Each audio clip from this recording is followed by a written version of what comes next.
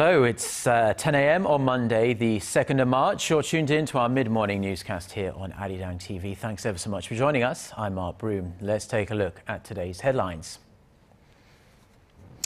In an apparent response to the start of the joint military drills between South Korea and the United States, North Korea fires 2 short-range missiles into the East Sea.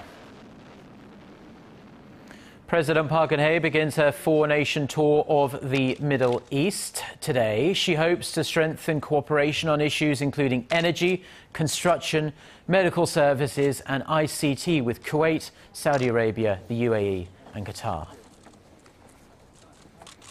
Plus, tens of thousands gather at a rally in Moscow commemorating the murdered Russian opposition leader Boris Nemtsov. We start with the brewing tensions on the Korean peninsula that usually accompany the start of the joint annual military drills between South Korea and the United States. North Korea wasn't slow to react, firing 2 short-range missiles into the East Sea at the crack of dawn this morning. The South Korean military says the firing is almost certainly in protest against the exercises that also kicked off today. Our Hwang Sang-hee reports. It appears North Korea launched the 2 short-range missiles in protest against the joint military drills between South Korea and the United States. South Korea's Joint Chiefs of Staff said the missiles, with a range of around 500 kilometers, were fired into the East Sea from the western port city of Nampo at around 6:30 a.m. Korea time on Monday. It said the firing is probably North Korea's way of showing its opposition to the key resolve and full legal exercises, and added it remains vigilant against any additional launches. Some 220,000 South Korean and American troops are taking part in the annual joint military drills that began on Monday. The 2-week-long Key Resolve exercise is a computerized command post training aimed at improving the combined forces' operation and combat capabilities. The full legal exercise is a field training involving a set of land, sea, and air maneuvers and runs till late April. This year, the U.S. has deployed a 3,500-ton combat ship, the USS Fort Worth, for the first time. The annual exercises always spark violent protests from Pyongyang. North Korea's military released a statement on Monday, vowing to retaliate, claiming the drills are a rehearsal for a northward invasion. Seoul and Washington say the exercises are purely defensive in nature. Hwang Sang-hee, Arirang News. The 2 Koreas are expected to clash over North Korea's human rights and nuclear issues at 2 separate meetings that begin this week at the UN headquarters in Geneva.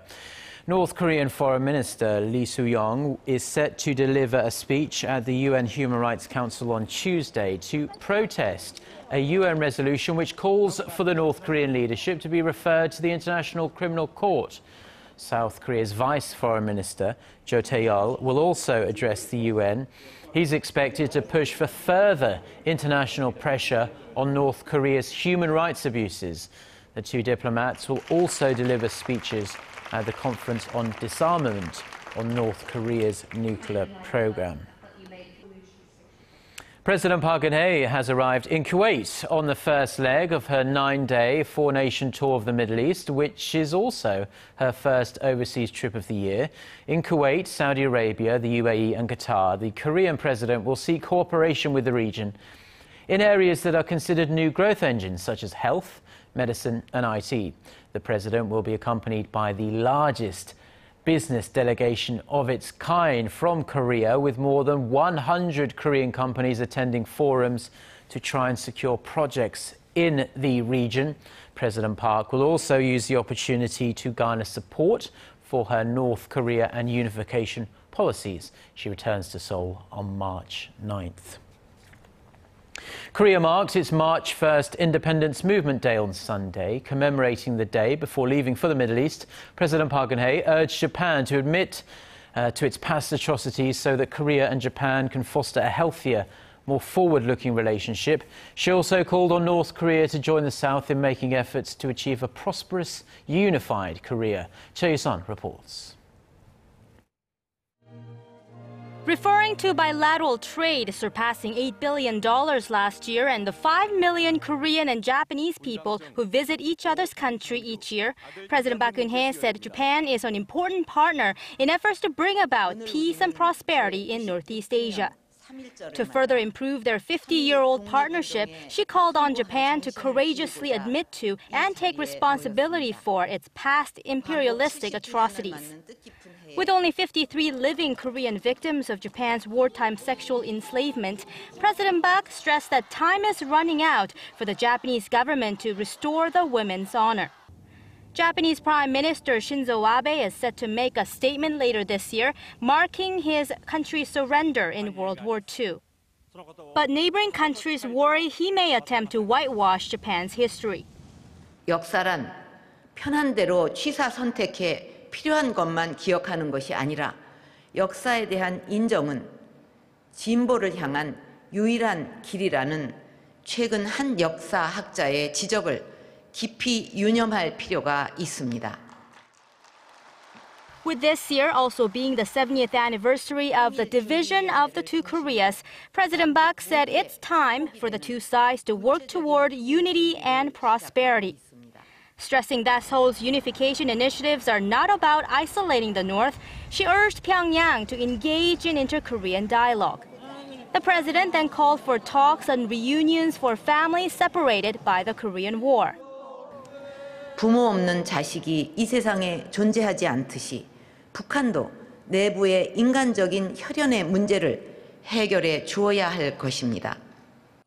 On the domestic front, President Park said she is ready to take the difficult path of innovation and reform to ensure people feel the growth momentum that can be passed down to the future generation of a unified Korea.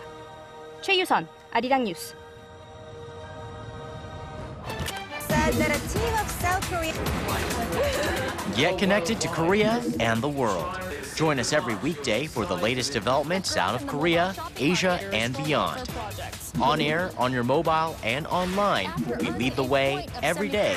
Arirang News. To try and resolve the crisis in Ukraine, the European Union also offers $15 billion.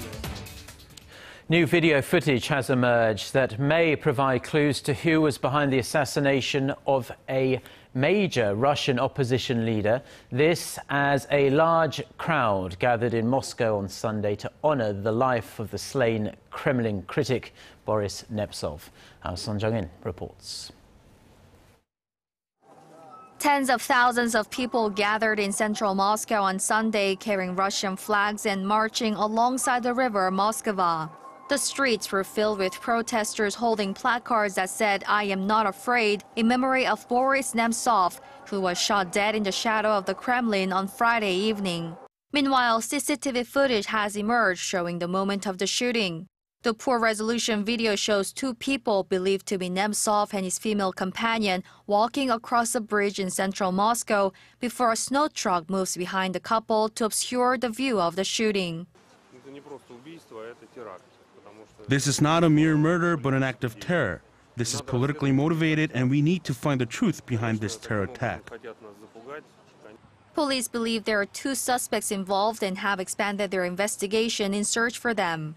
The shooting happened 2 days before Nemtsov was to speak at a major anti-government rally.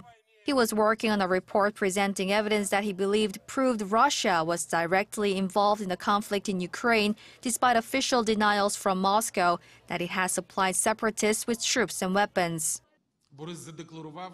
Boris declared that he would reveal persuasive evidence about the involvement of Russian armed forces in Ukraine.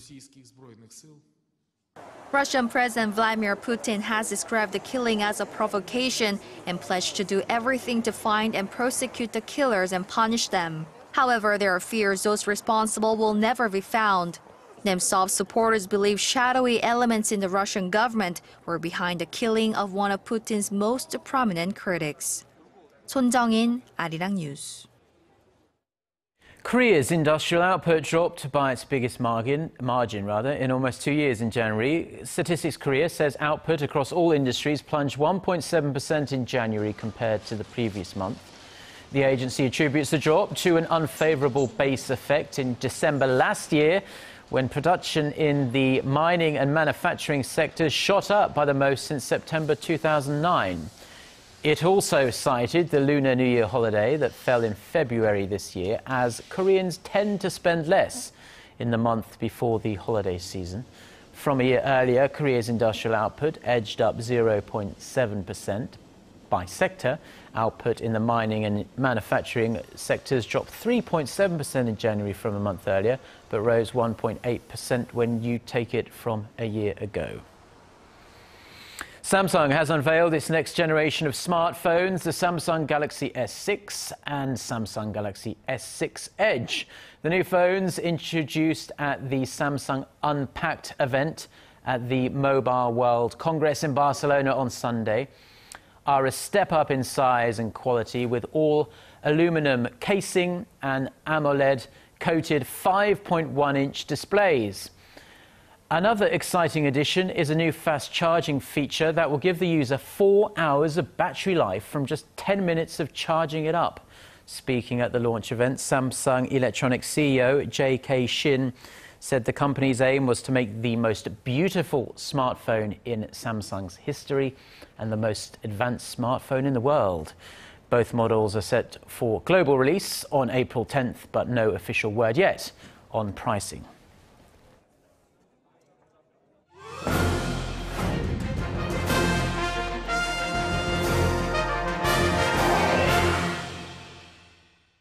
Now, on this week's Industry Insight, we're going to take a look at Korea's dynamic and rapidly expanding webtoon market. Cartoonists and the agencies that support them are relentlessly pumping out content onto a variety of platforms for people to enjoy, whether they are at home or on the go. Our Geunhye reports.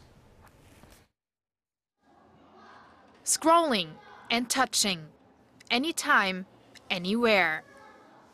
Korea's webtoon market is doing better than ever, spilling into other media like dramas and movies.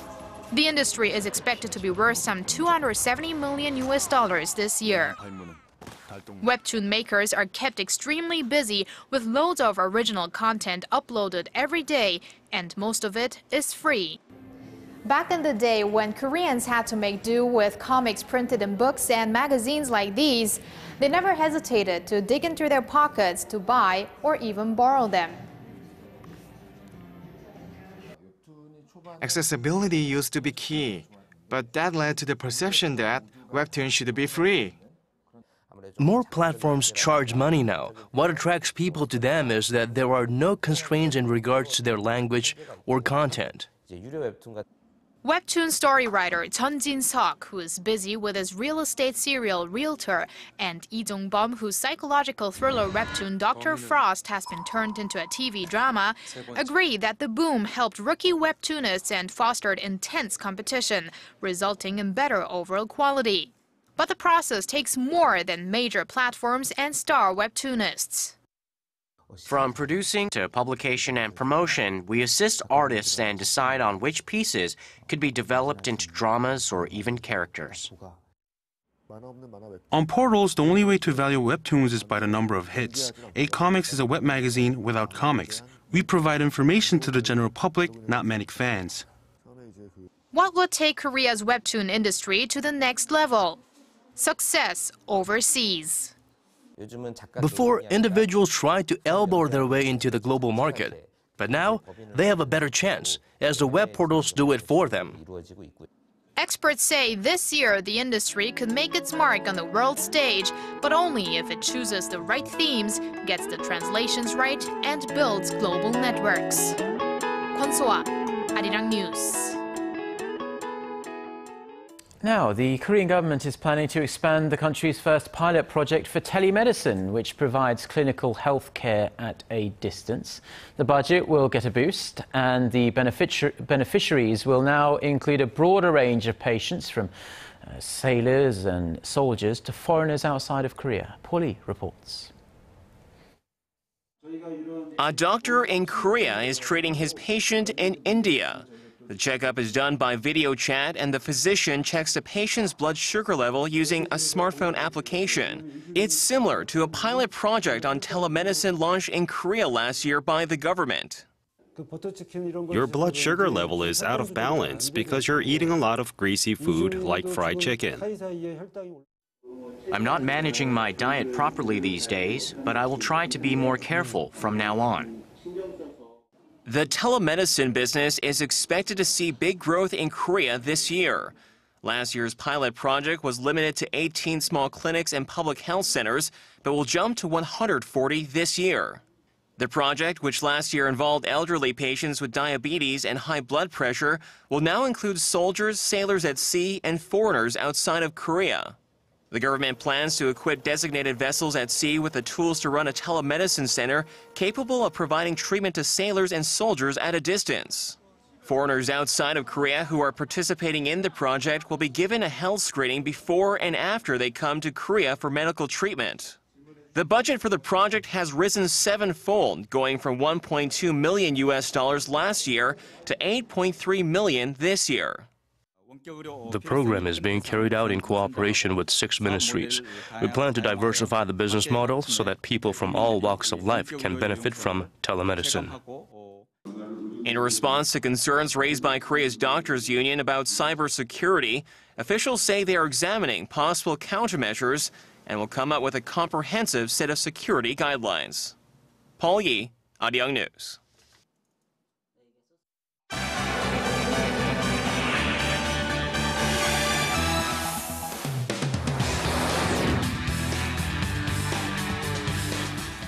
Israeli Prime Minister Benjamin Netanyahu has arrived in Washington, where he will address the U.S. Congress and make his case against a nuclear agreement on Iran's nuclear program. For more, we connect to Eunice Kim, standing by at the news center. So, Eunice, the White House, which was rather angry with Netanyahu for this visit, and especially his plans to go to the Congress, has toned down its criticism ahead of the Israeli leader's arrival, but the firestorm is still very much there. Yeah, that's right, Mark. In fact, we are hearing more than 30 Democratic lawmakers are threatening to boycott Netanyahu's address that is scheduled for Tuesday morning D.C. time, and there are voices of direct opposition from Israel as well. Zionist Union leader Isaac Herzog is calling on the prime minister to cancel his planned speech, saying that it could cause strategic damage to Israel's ties with the U.S. Now, earlier from Washington, U.S. Secretary of State John Kerry had said Netanyahu was welcome to address U.S. lawmakers, but warned against inciting a, quote, political football.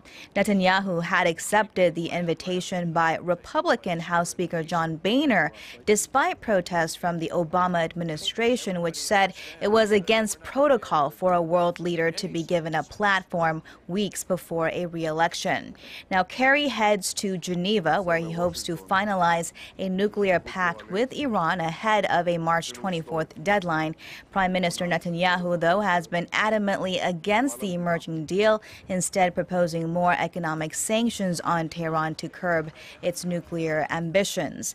Before boarding his flight on Sunday, Netanyahu said he felt he was leaving for a, quote, crucial, even historical mission for the security of his citizens. Well, it's a mission that will certainly further strain ties between Obama and Netanyahu, of course. But now let's turn to the case of the 3 British teenage girls who fled to Turkey with the ambition of joining the Islamic State group, and we understand now that these 3 schoolgirls are now in IS hands.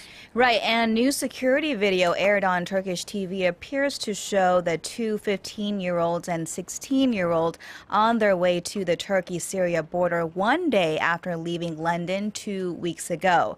The CCTV footage shows the schoolgirls at a bus stop in Istanbul, and the time code suggests they were at that bus station for nearly 18 hours. One of the people smugglers at the border area told the BBC the teenagers were driven to the border once they arrived and had voluntarily walked into Syria, where a group of men from the IS group were waiting to pick them up in vehicles. London police have confirmed that it also now believes the girls, described as straight-A students, were in Syria. Meanwhile, monitors in Syria say the Islamic State group group released at least 19 Syrian Christians on Sunday after kidnapping more than 220 in raids last week. A local leader said those released were roughly 50 years or older, adding that more than 200 people remain in captivity, Mark. Yes, absolutely awful that so many people do remain in captivity, but perhaps there is a ray of hope for humanity within the darkness of Syria with the release of those elderly captives. But as always, Eunice, thanks ever so much for your reports, and we'll see you back at noon. See you then.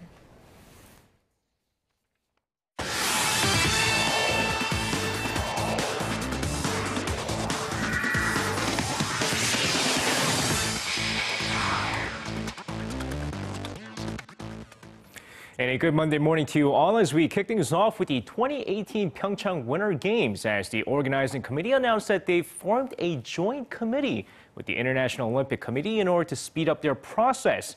Now, with the IOC Executive Board meeting taking place in Rio de Janeiro, Brazil this past Friday, the IOC has agreed to join the Pyeongchang Organizing Committee and form a joint body which will be called the Integration Working Group. And with the latest formation of the Integration Working Group, they hope to improve the communication with the IOC and accelerate the preparation of the 2018 Winter Games in Pyeongchang. Meanwhile, the group will be formed before the next IOC Coordination Commission visit to Pyeongchang, which will take place from March 17th to the 19th. Now, going into this past weekend, the Koreans have won 2 of 3 LPGA Tour events. But after this weekend, let's make that win number 3. Now, with the 2015 Honda LPGA Thailand taking place from Thursday to Sunday, 25-year-old Amy Yang, a.k.a. Yang Young, rallies back with a strong 4th round to take the title at 15 under par overall to win her first tour title in 17 months. Meanwhile, finishing right behind her and tied for second is fellow Korean Lee Mi-ring, while Kim Hyo-ju finished off her LPGA season debut tied for 23rd at 7 under par despite high expectations. Well, you might have been wondering where teenage sensation Lydia Ko was during this whole time. Well, she was back at home competing at the ISPS Honda New Zealand Women's Open. And something about being close to home for Lydia Ko, because after winning the ISPS Honda Australian Women's Open last weekend, she comes back a week later to claim the ISPS Honda New Zealand Women's Open for a back-to-back title. But there was much more to it than just a win, as she set the course record in the second round after shooting a 61 and became the youngest to win the event. Now, here's an interesting fact. Korean national football team captain Ki Sung-young used to study over in Brisbane, Australia, and went by his English name, David. Well, David Ki had something to celebrate about over the weekend as he played his 100th EPL match. Now, with Ki Sung-young and his club Swansea City playing against Burnley over the weekend, midfielder Ki Sung-young makes his 100th EPL appearance and helped his team win 1-0. The 26-year-old, who transferred from Celtic in the Scottish Premier League back in 2012, trails just Park Ji-sung for the most EPL appearances for a Korean. And that's going to wrap it up for me. This has been SJ. Have a great rest of the day, and see you guys again for your sports needs.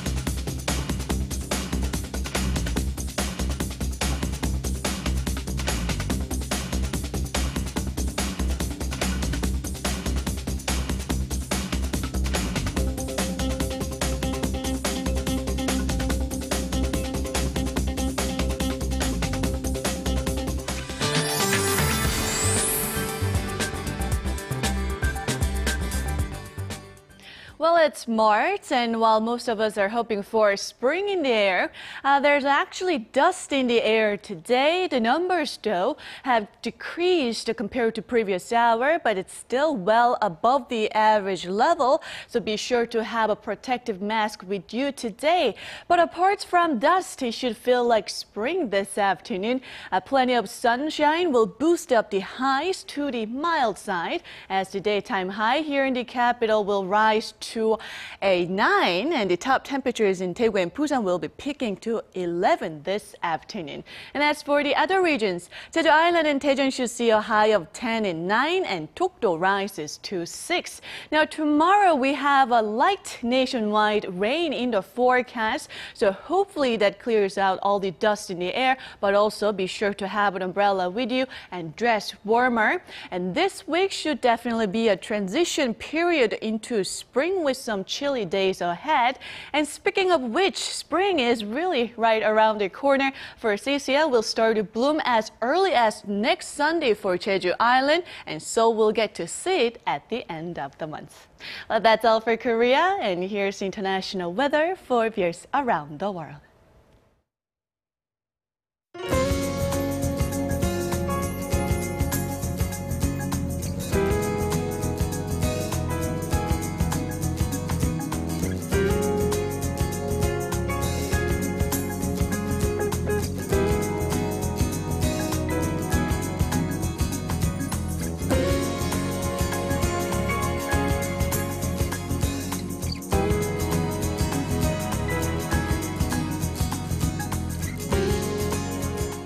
That's all we have for now. Loads more stories on our website, arirang.co.kr, and our smartphone app also has a full range of Arirang shows and news as well. I'll be back with Ojin Ju with Newsline at noon in around 90 minutes' time. Have a wonderful day. Goodbye.